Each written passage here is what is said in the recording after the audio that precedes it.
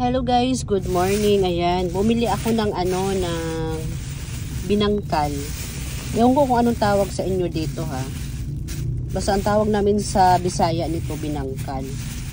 So ito guys, ang tagal-tagal na nitong pagkain na to. Siguro mga nasa 6 years old pa ako nun. Mayroon na to. Ilang taon na ako ngayon.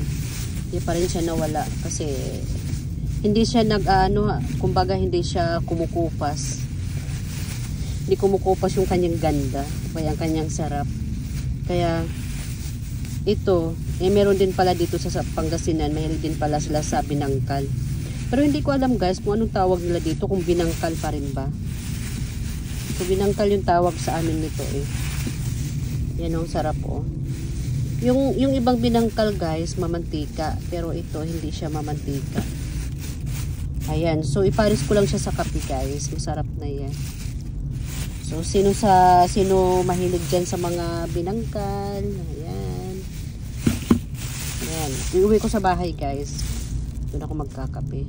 Katapos ko lang naghatid ng aking Kuya JC sa school.